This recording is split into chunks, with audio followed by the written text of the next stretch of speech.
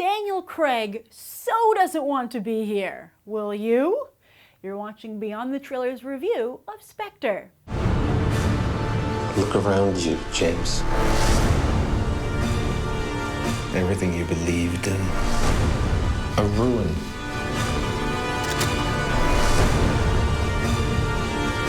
Why did you come?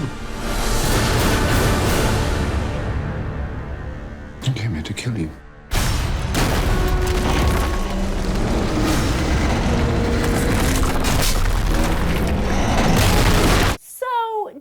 Craig is contracted for one more outing as Bond, and while he might have originally been thrilled to sign on for 5 Bond movies, today it looks like he's opted for death by bad press. Yes, while doing the rounds to promote Spectre, Craig has said he'd rather slash his wrists with a broken glass than make another Bond movie, called 007 misogynistic, and when asked if there's anything fans could learn from Bond, he replied, nothing. Were Mel Gibson and Gary Oldman also trying to get out of some kind of deal? See, while Craig is laser focused right now on not making another Bond movie, he might also be oblivious to the damage he's doing to the brand itself in the long term. See, way back in the day, Bond was the only franchise, and now it's just recently made it into the $1 billion club with Skyfall in 2012, a club which really began to add new members in earnest about a decade ago. These days, when 007 says Bond, James Bond, he really does need to clarify, as there are so many spies infiltrating the multiplex. From Ethan Hunt to Jason Bourne to Susan Cooper to the Kingsman, Bond has inspired perhaps too much competition. And ironically, Craig initially had seemed like a godsend to the waning franchise, reinvigorating it with Casino Royale in 2006. That's right, since back when I mentioned the $1 billion club was just getting jump-started by Pirates 2. And during all this time, while so many other movies made it to $1 billion, Craig was going through his own harrowing mission. But it seems MGM is a far worse outfit than MI6. After Casino Royale made Craig the favorite Bond of many fans, even over the original Sean Connery, things moved ahead quickly with Quantum of Solace. But then, the Writers Guild went on strike, and any necessary rewrites for the film had to be done by Craig and director Mark Forster. You know, the guy who had to be later benched on World War Z? Craig publicly complained about the difficult situation, freely admitting that he is not a writer, and the resulting movie confirmed that. Then with Skyfall, the movie was delayed about a year due to financial difficulties at MGM. But when that film did get back on track, it seemed that it brought everything back on track with a final product that thrilled everyone and had the box office numbers to show for it, including entry to the $1 billion club. Finally! But who could have predicted that Spectre would be the worst shooting experience of them all? Sony and MGM had wanted to shoot Craig's 4th and 5th contractually obligated films back to back, but he nixed that idea pronto. Then the hack would reveal that the script was being rewritten as they shot, but by actual writers this time, while Craig also suffered a knee injury that would later require surgery. Then there have been several rounds of last-minute reshoots, some done just a few weeks before the film's release. Suddenly Craig's comments make a lot more sense.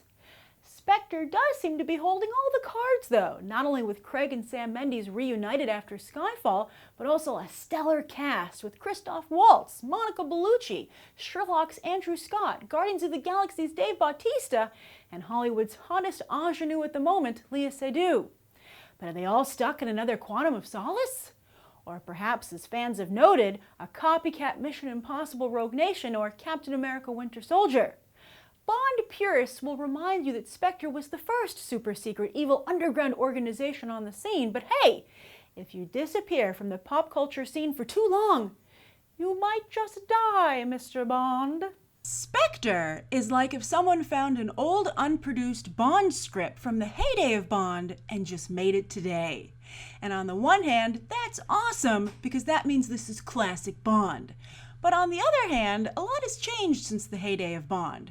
So as a modern moviegoer watching this story unfold in a modern setting, I found myself having to justify some of the more old-school elements of the James Bond formula. For instance, the movie was going along and I was having a fabulous time. But then all of a sudden I was like, wait, hold on a minute. why would a woman today sleep with James Bond as soon as she meets him? So I thought about it, and I thought about it, and finally I was like, oh, I know. It's because any woman with James Bond knows she's in mortal danger and could die at any moment, and this might be her last chance to have sex. And Bond is very sexy and very willing, so why not? So once that was justified, I went back to enjoying the movie, until a little bit later on when I was like, okay, hold on again. Why would a villain today set such an elaborate trap for James Bond? So I thought about it, and I thought about it, and finally I was like, oh wait, I know. It's because he's waging psychological warfare. And I went back to enjoying the movie. So basically, if you're willing to make excuses for Spectre, you will have a wonderful time watching this movie. Because again, as I said, it's classic Bond, and it's slick, and it's beautiful. Now, sure, it would definitely be a more sophisticated movie if it connected the dots that I just connected. If it took the Bond formula and allowed it to stay the same on the surface, but modernized it by adding depth beneath that surface. Kind of like what Daniel Craig has done with his James Bond.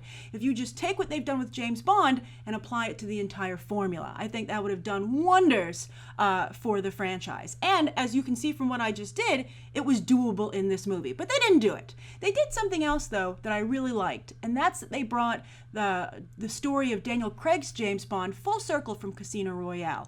And that was incredibly rewarding to watch. However, it was also confusing because I have no idea how Daniel Craig is going to return for another James Bond after this movie. But that's something we'll discuss in the spoiler review.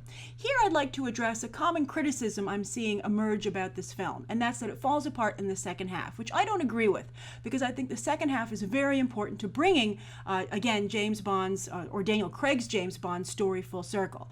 I think the real problem with the second half is that's where most of Christoph Waltz's scenes are. And he's just absolutely horrible in this movie. He's horrible, his role is horribly written, and it's just horribly conceived, which is a shame because in the first half of the movie, it had so much potential. It had the potential to tie in beautifully with what they've done with Daniel Craig's James Bond. So it was not only painful to watch, I'd say this was up there with Jessica Chastain's performance in Crimson Peak, but it was also painful because not only was it bad, but because it was such a missed opportunity for Daniel Craig's James Bond. Now, the other thing that they have a problem with is that the movie really borrows heavily, these are my notes here, it borrows heavily from Mission Impossible and the way that that franchise has evolved. And Bond here is at its best when it does what Bond does best, which is be super posh and super British.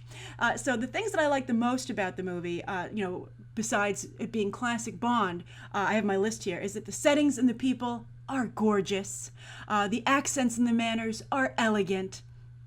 The action, classic Bond, and also the score here, not the opening number, I'll talk about that also in the spoiler review, but the actual just musical score throughout the film was really good and did a lot to elevate what was on screen. So that was a major, I would say that the score did more for the film than probably Sam Mendes did. I mean, it was just really, really good. And also the set designer, the cinematographer, the costume designer, all those people did a wonderful job. As for Sam Mendes, I would say that he kind of phoned this one in. He did a great job, but I don't think, you never got the feeling that he was pushing himself, either, personally, from a creative standpoint, or that he was pushing the franchise either. I think he was in a very safe, comfortable place. And again, it made for a very safe, comfortable James Bond, but I think today we've come to expect franchises to push themselves just a little bit.